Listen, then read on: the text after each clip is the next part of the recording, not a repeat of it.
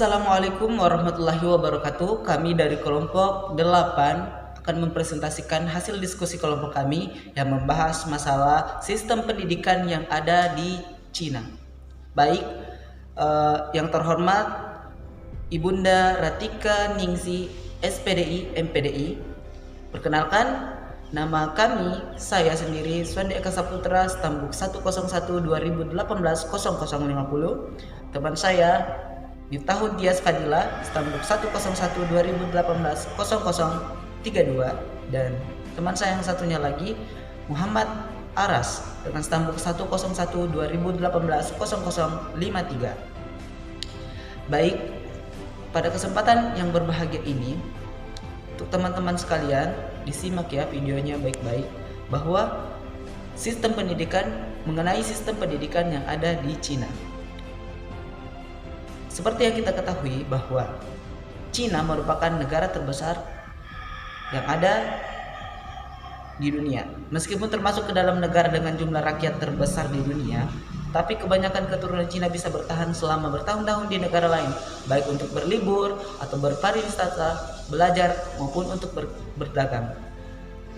Satu di antara beberapa hal yang membuat mereka bisa bertahan dan maju dalam bidang ekonomi adalah kegigihan mereka dalam menjalankan bisnis tanpa ragu-ragu dan tidak mengambil risiko yang besar. Mereka cenderung mengambil laba yang sedikit namun digandrungi banyak konsumen ketimbang laba yang banyak dan berisiko untuk tidak didapati oleh konsumen. Pada kesempatan kali ini yang akan kita bahas, yang pertama yaitu bagaimana sih sebenarnya sistem pendidikan dan kurikulum pendidikan yang ada di Cina.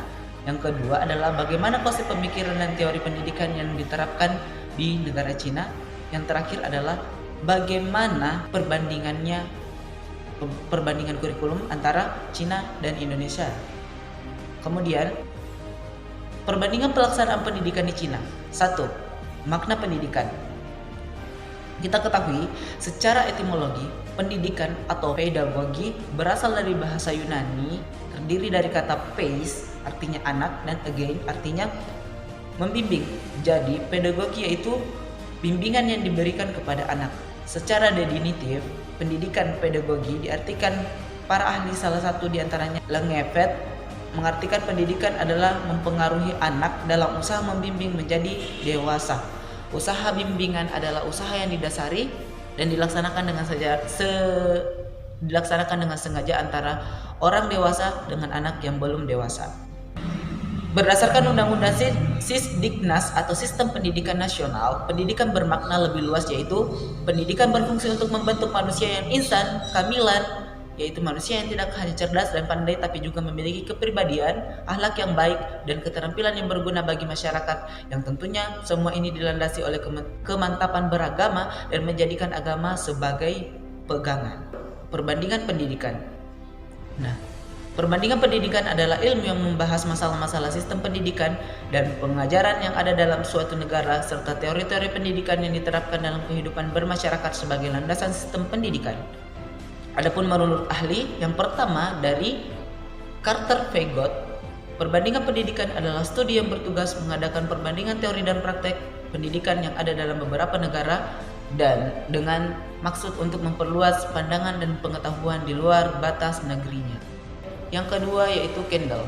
Perbandingan pendidikan menurutnya adalah studi tentang teori dan praktek pendidikan masa sekarang sebagaimana dipengaruhi oleh berbagai macam latar belakang yang merupakan kelanjutan dari sejarah pendidikan.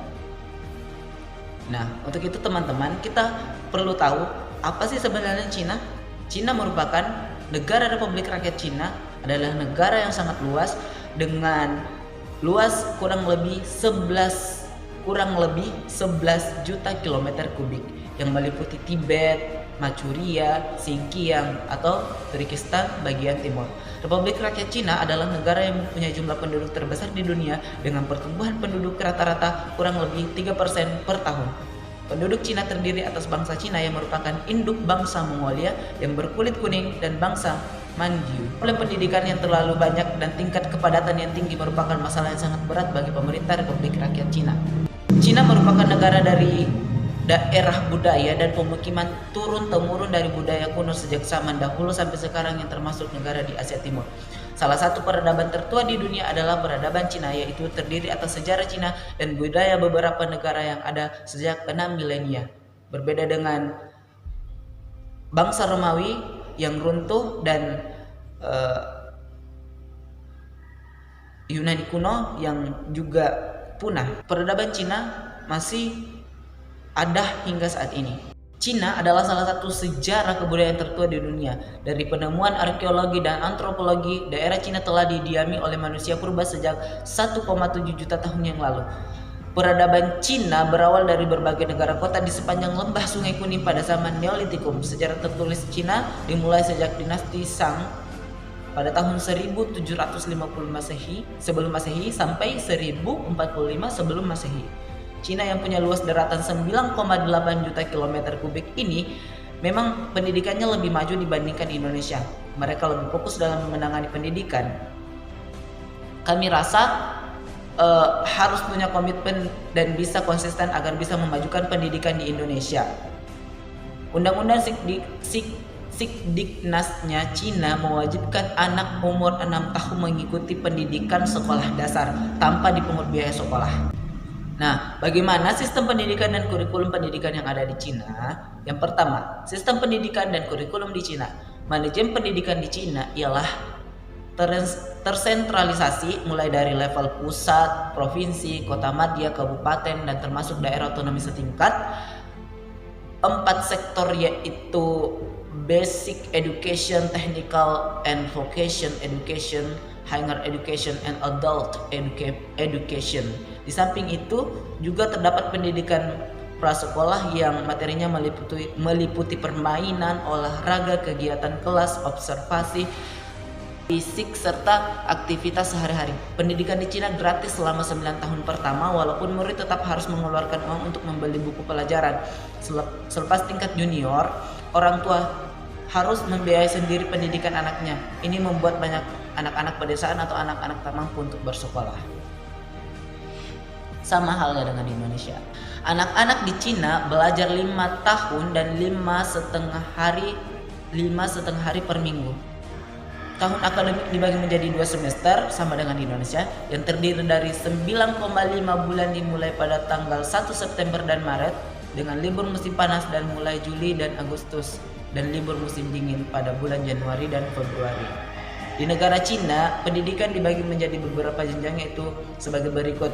Pendidikan dasar di Cina terdiri dari 3 tahun PAUD, 6 tahun pendidikan sekolah dasar, 3 tahun pendidikan menengah pertama, 3 tahun pendidikan menengah ke atas, pendidikan tinggi setingkat akademi 2-3 tahun, pendidikan tinggi kejuruan teknik 4 tahun, pendidikan gelar sarjana 4 tahun, pendidikan gelar magister 2-3 tahun, pendidikan doktor 3 tahun. Yang pertama, pendidikan dasar. Anak-anak Cina mulai pendidikan formal pada usia 3 tahun dengan masuk prasekolah yang berlangsung selama 3 tahun. Dilanjutkan masuk sekolah dasar pada usia 6 tahun. Sekolah dasar berlangsung selama 6 tahun dengan mata pelajaran utama bahasa Cina, matematika, sejarah, geografi, sains, dan sebagainya. Selain itu ada juga pendidikan moral dan politik dasar. Dukungan besar juga diberikan untuk pendidikan jasmani. Kedua, pendidikan menengah. Setelah penyelesaian wajib belajar 9 tahun, siswa mengikuti ujian nasional dan memasuki pendidikan menengah. Pendidikan menengah dibagi menjadi 2 level, yaitu junior dan senior.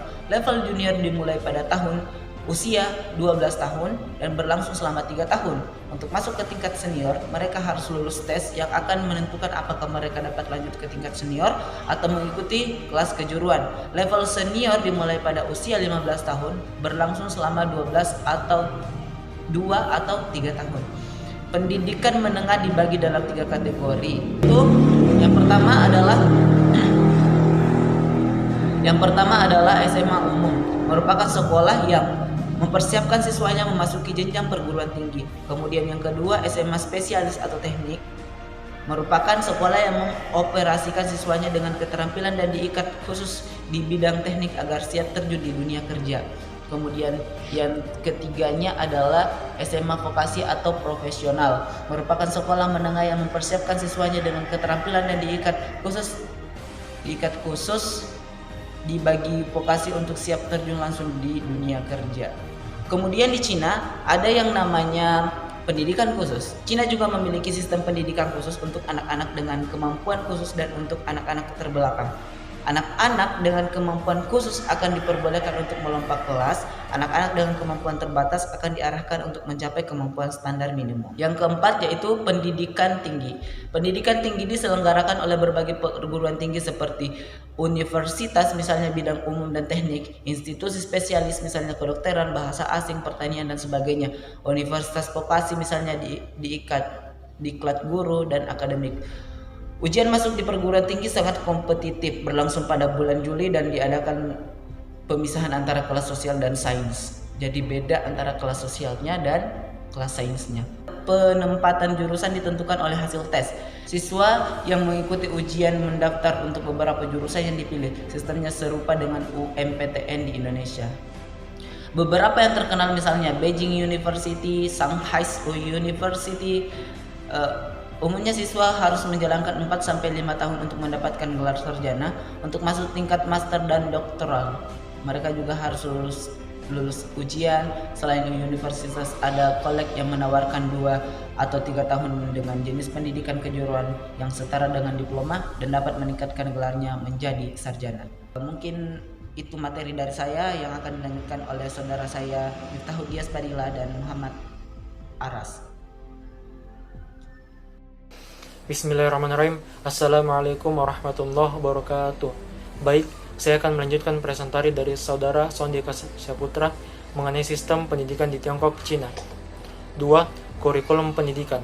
A. Tujuan pendidikan.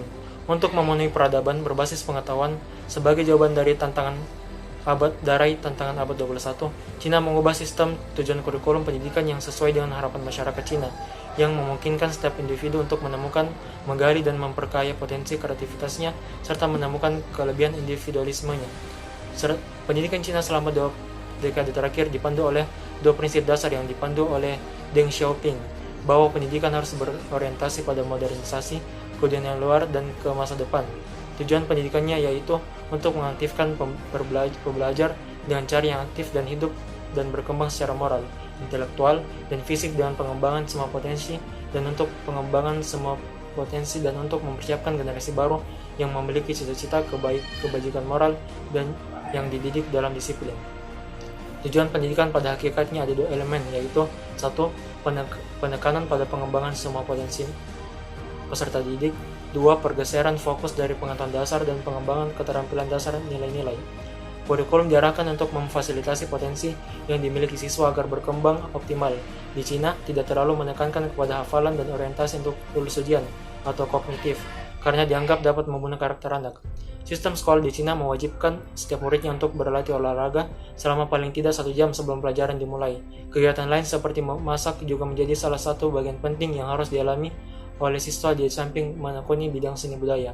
Sistem penilaian di Cina juga berkaitan dengan sistem ujian. Sekolah dasar dan menengah melaksanakan 4 macam ujian, yaitu ujian semester, ujian tahunan, ujian akhir sekolah, dan ujian masuk SMP atau SMA. Ujian masuk SMP terbatas pada mata pelajaran bahasa Cina dan matematika, sedangkan ujian masuk SMA pelaksanaannya digabungkan dengan ujian akhir SMP.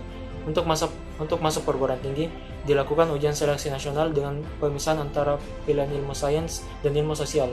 1. Struktur mata pelajaran.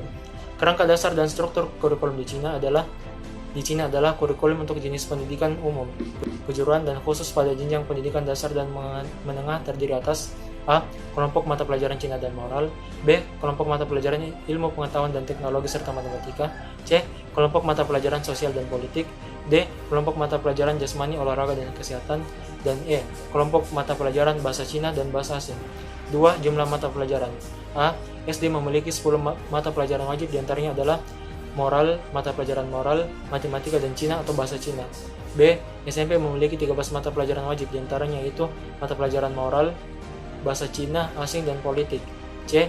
SMA tidak ada bobot mata pelajaran yang diwajibkan karena mereka mempunyai suatu sistem yang menyesuaikan mata pelajaran dengan keinginan siswa, kebutuhan sosial masyarakat, serta kondisi lembaga setempat dengan beberapa mata pelajaran pilihan.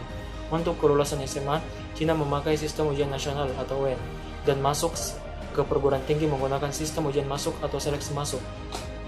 Lanjut ketiga bos. 3. Satuan waktu atau pembagian alokasi waktu. A. Jumlah hari sekolah atau per tahun yaitu 180 sampai 200 hari. B. Jumlah menit di sekolah per tahun yaitu 68.400 menit. C. Jumlah menit 1 jam pelajaran yaitu 45 menit. D. Jumlah jam pelajaran per minggu yaitu 36 jam. E. Jumlah menit dan jam pelajaran per minggu yaitu 1.620 menit. F. Pembagian tahun ajaran yaitu 2 kali. Dan G. Jumlah hari sekolah dalam sepekan yaitu 5 hari. 4. Sistem penjamin mutu program atau lembaga. Sistem menjamin mutu program Cina diantaranya yaitu A. NOCFL yaitu National Office for Teaching Chinese as a Foreign Language yaitu lembaga yang menyediakan tempat ujian yang berskala internasional. B. CEAIE yaitu Chinese Education Association for International Exchange yaitu lembaga yang menyediakan sekolah unggulan dalam bidang teknologi dan kreativitas. C. CSE atau Chinese Society of Education yaitu lembaga eksperimental pendidikan moral pada sekolah swasta. D. CNIER yaitu Chinese National Institute for Educational Research yaitu lembaga eksperimental pendidikan kualitas. Kurikulum berbasis disiplin, kurikulum terpadu, dan kurikulum berbasis komprehensif. Kurikulum berbasis disiplin diterapkan pada sekolah SMA yaitu pada mata pelajaran bahasa Cina, matematika, bahasa asing, fisika, kimia, dan biologi. Kurikulum terpadu diterapkan di sekolah dasar dengan materi mengenai karakter dan kehidupan, kebijakan moral dan masyarakat, seni dan sains. Di SMP dan SMA, kurikulum terpadu diterapkan pada sejarah masyarakat, sains dan seni. Kurikulum praktek komprehensif merupakan kurikulum eksperimental yang berpusat dan kegiatan siswa dan terkait dengan kehidupan sosial. B. Keseimbangan yang baik antara dalam proporsi pengaturan kegiatan jam belajar untuk berbagai jenis kurikulum. C. Keseimbangan yang lebih baik dalam kurikulum untuk kelompok usia yang berbeda pada pendidikan wajib belajar 9 tahun. B. Konsep pemikiran teori pendidikan di Cina. 1. Konsep pemikiran. Sikap orang Cina yang mementingkan pendidikan di dalam kehidupannya telah melahirkan sebuah filosofis orang Cina mengenai pendidikan, dan pendidikan ini telah lama menjaga kekuasaan Cina begitu lama, sampai pada masuknya bangsa asing ke Cina yang akan merubah wajah sistem pendidikan kuno di Cina. Tradisi pemikiran falsafah di Cina bermula sekitar abad ke-6 sebelum Masehi, pada masa pemerintahan dinasti Zhou di utara. Confucius, Lao Tzu, Mengzi, dan Zhuangzi dianggap sebagai peletak dasar dan penguasa falsafah Cina. Pemikiran mereka sangat berpengaruh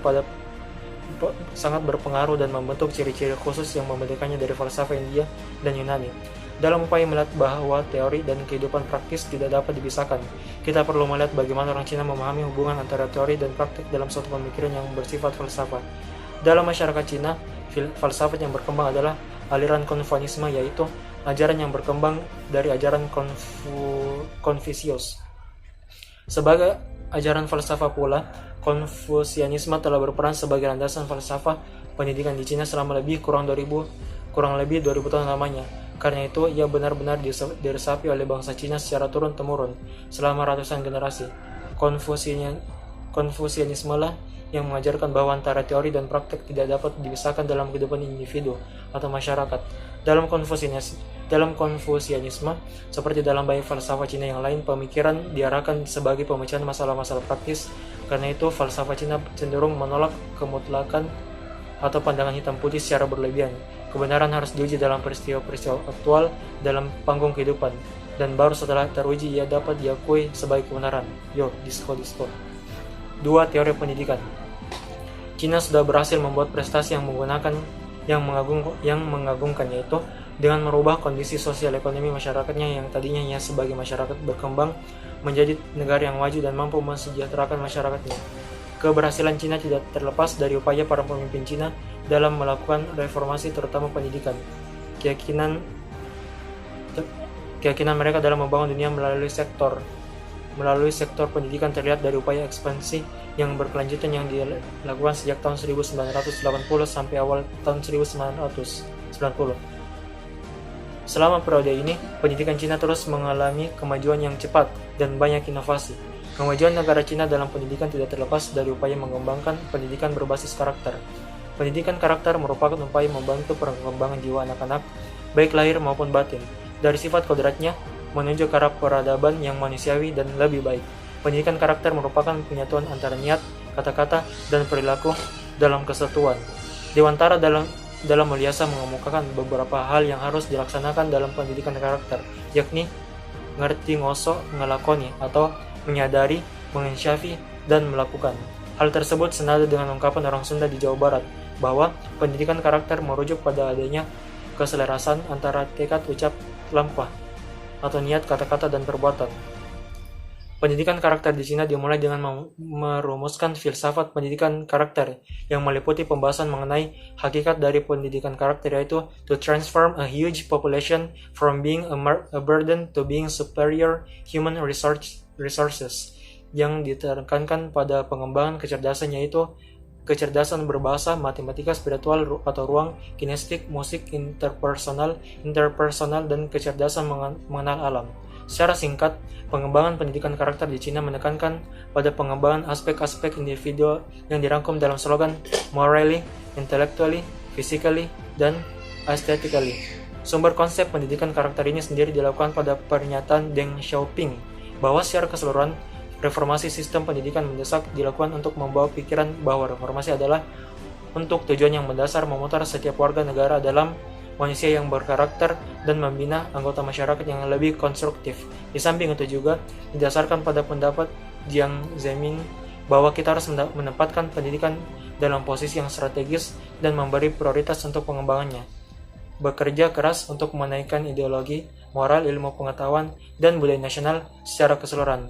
Baik, itulah materi dari saya. Selanjutnya akan dilanjutkan oleh saudara Muhammad Aras. Aras, silakan dilanjutkan. Terima kasih kepada moderator telah memberikan saya kesempatan. Selanjutnya saya akan melanjutkan materi dari saudara Dias, yaitu perbandingan kurikulum pendidikan Cina Indonesia. Cina dan Indonesia itu menggunakan kurikulum pendidikan berbasis pendidikan karakter. Tetapi dari kedua negara tersebut terdapat banyak perbedaan yang sangat mencolok. Yang pertama itu di Cina menjadikan pendidikan karakter sebagai pendidikan yang paling utama. Yang kedua itu pendidikan karakter di Cina ditekankan pada pengembangan seluruh kecerdasan, yaitu berbahasa, matematika, spasial atau ruang, kinestetik, musik, interpersonal, intrapersonal, dan kecerdasan mengenal alam. Yang ketiga itu Cina memperkuat pendidikan karakter dengan peningkatan pendidikan moral. Yang keempat itu Cina menerapkan tradisi dan nilai-nilai Cina dalam pendidikan seperti kejujuran, kepercayaan, toleransi, spirit, kesetiaan pada satu pekerjaan, patriotik, ironi, kesetiaan pada keluarga, rajin bekerja keras, dan disiplin. Yang kelima itu melakukan penyerapan budaya terbaik karena memiliki dua keuntungan, yaitu dapat meningkatkan budaya sendiri dan meningkatkan persahabatan dengan bangsa lain. Yang terakhir itu membentuk tim spirit dan kegiatan bersama di antara para pendidik karena tidak ada orang yang sukses hanya karena upaya. Yang ketujuh itu reformasi kurikulum dilakukan dengan cara antara lain guru harus memperbaiki cara mengajar dengan membawa para mahasiswa ke dunia nyata, mengerti kehidupan sosial dan memahami pentingnya kerja keras. Yang ke-8, Cina mengajarkan bahasa asing dengan memperhatikan 6 hal, yaitu mengajar dengan menarik, rajin, terus berlatih, semangat, sabar, dan percaya diri. 9, tidak mewajibkan siswa untuk dapat menulis kaligrafi untuk Cina, huruf Cina, namun mewajibkan bahasa ibu di Cina dan mempromosikan bahasa ini dimulai dari pendidikan dasar hingga ke tingkat selanjutnya. Sedangkan di Indonesia itu yang pertama, Indonesia berupaya melakukan hal yang sama, namun hakikat pendidikan karakter di Indonesia belum menjadi kesepakatan bersama. Yang kedua, Indonesia kurang mengembangkan semua potensi anak didik. Ini terlihat dari sarana dan guru yang tidak dipersiapkan untuk mengembangkan semua kecerdasan anak, termasuk masih diberlakukannya ujian nasional. Pendidikan moral Indonesia hanya cukup Pancasila. Mengapa tidak memperkuatnya dengan pendidikan moral dari Gajah Mada, Hasyim, Asy'ari, Hamka, Soekarno-Hatta, Gus Dur, dan pemikiran besar di Indonesia yang lainnya? Apakah yang menjadi tradisi dan nilai-nilai Indonesia? Apa nilai-nilai Indonesia sudah ada? Jika ada, seperti apakah Indonesia? Apakah Indonesia apa adanya atau Indonesia yang dicita-citakan? Apakah Indonesia mampu menyaring atau langsung menyerap budaya apapun walau tidak baik? Misalnya membenci bangsa Yahudi. Yang keenam itu, Indonesia melakukan pekan olahraga dan seni dan lain-lain. Namun demikian yang dimunculkan semangat menangnya, bukan kebersamaannya. Yang ketujuh itu, Indonesia melakukan reformasi kurikulum, namun dasar filosofi dan relevansinya kurang jelas serta tidak diikuti oleh perubahan profesionalisme guru dan buku teks. Menurut Prof. Suedijarto, sejak tahun 1975 Indonesia tidak melakukan dengan sungguh-sungguh untuk melakukan national assessment dalam perubahan kurikulum. Yang terakhir itu, guru bahasa asing Indonesia tidak jauh beda dengan guru lainnya. Metode mengajarnya bukan enjoyful learning, sedangkan di Cina itu dia enjoy, rajin, serta terus berlatih dan bekerja keras. Adapun analisa perbandingan kurikulum Indonesia dan Cina. Kurikulum Cina mempunyai 5 karakteristik, yaitu ukuran komprehensif, tidak seimbang, kompetitif, dan transnaturalisasi. Sistem pendidikan di Cina termasuk komprehensif dan merupakan sistem pendidikan yang terlengkap. Terdiri dari pendidikan prasekolah sebelum usia dini. Pendidikan dasar bisa masuk pada usia 6 tahun. Sedangkan di wilayah pedesaan dimulai usia 5 tahun. Pendidikan menengah 3 tahun untuk menengah pertama dan 3 tahun untuk pendidikan lanjut. Universitas 4 tahun untuk sarjana, 2-3 tahun untuk non sarjana. Serta pendidikan pasca sarjana 2-3 tahun untuk magister, 2-3 tahun untuk doktoral. Di sisi lain, sistem pendidikan di Cina bukan sistem yang seimbang, walaupun banyak sekolah di perkotaan yang bisa bersaing dengan sekolah-sekolah swasta atau sekolah asing. Sedangkan di kurikulum Indonesia itu, karakteristik kurikulum Indonesia yaitu mempunyai tujuan pendidikan nasional, mengandung filosofi pendidikan sebagai eduker yang berarti membimbing serta menuntun dan memimpin. Filosofi pendidikan sebagai eduker lebih mengutamakan proses pendidikan yang tidak terjebak pada banyaknya materi yang dipaksakan kepada peserta didik dan yang harus dikuasainya. Sistem penyelenggaraan atau penjenjangan pendidikan di Indonesia terbagi menjadi beberapa jalur pendidikan yang kemudian terurai lagi menjadi beberapa jenis dan jalur pendidikan terdiri di atas. Yang pertama itu pendidikan formal, yang kedua pendidikan non formal, yang ketiga pendidikan informal, yang keempat pendidikan informal. Sementara itu pendidikan mencakup 1. Pendidikan umum, 2. Kejuruan, 3. Akademik, 4. Profesi, 5. Vokasi, 6. Keagamaan, dan terakhir 7. Khusus. Mungkin hanya itu yang dapat saya sampaikan. Kurang dan lebihnya mohon dimaafkan. Wabillahi taufik wal hidayah. Assalamualaikum warahmatullahi wabarakatuh.